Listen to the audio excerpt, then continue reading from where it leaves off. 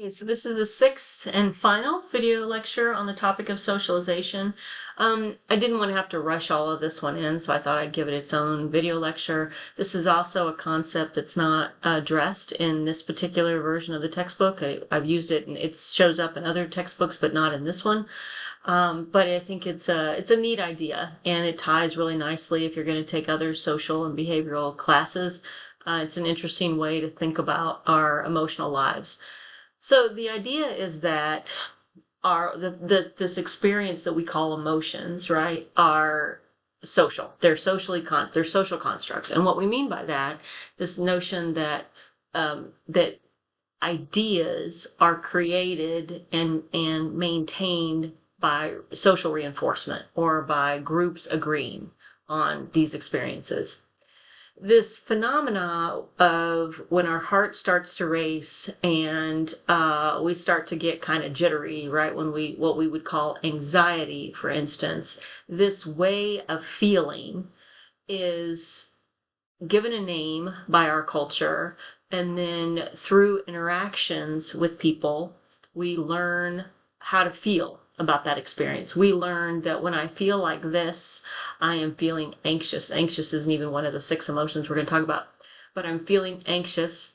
And we learn, is anxiety a good experience? Is anxiety not a good experience? What are the acceptable, our culture tells us, we learn if there are acceptable ways, acceptable situations where anxiety is okay.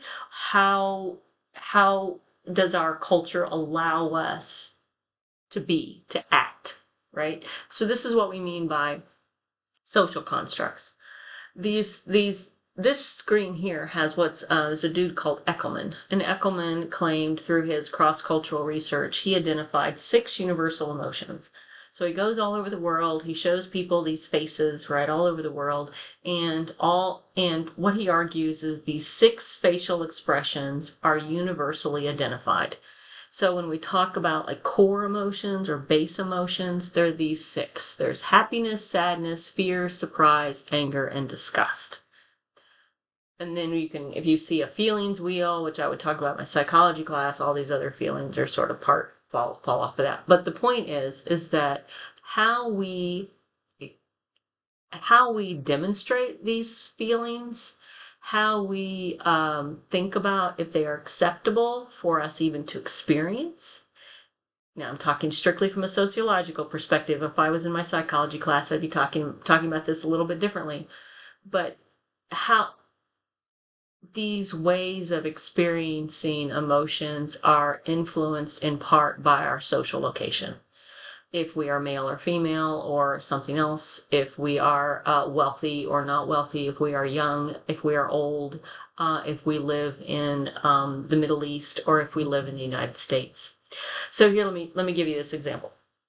I've never done this before. This has never happened, but imagine you have 2 guys and 2 girls, and they're in the parking lot and they get into a fight, right?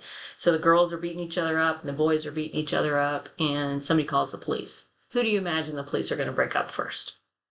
Most groups say they're going to break up the boys, they're going to let the girls fight.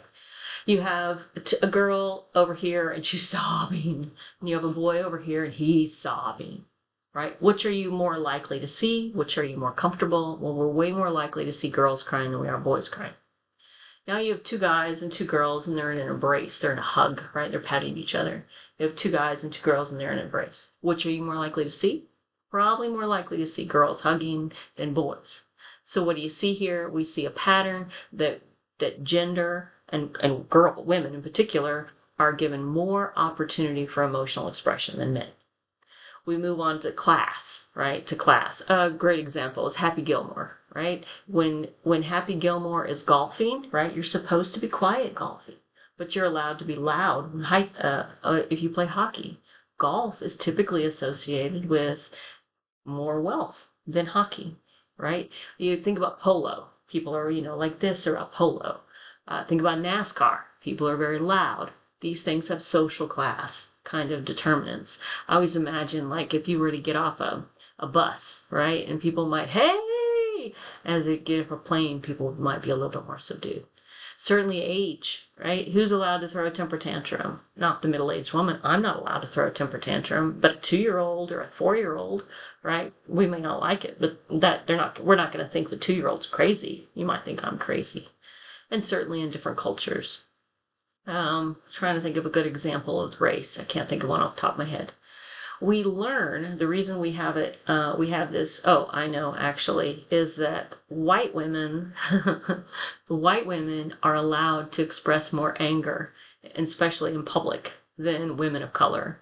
Women of color have to remain very calm, and they are not allowed to be angry. But a white woman can be more angry, right? I don't know. I don't even know how to explain that necessarily, other than our culture. Our culture is afraid. I would argue that there's fear. Okay, the notion is that we learn cultural awareness. Emotional awareness. So the example I used earlier, your kindergarten teacher says, "Oh, Sally, Sally, Sally, I understand you're angry, but you just can't go around hitting people." Right? In that sense, Sally has learned, oh, this feeling I have, this is what anger is. And I have learned how I'm supposed to express it, what we mean by appropriate expression or display rules. This is kind of what you do if you go to therapy, right? You're talking to your therapist, I just feel blah, blah. And the therapist will say, well, it sounds like you feel like, you're right, I do.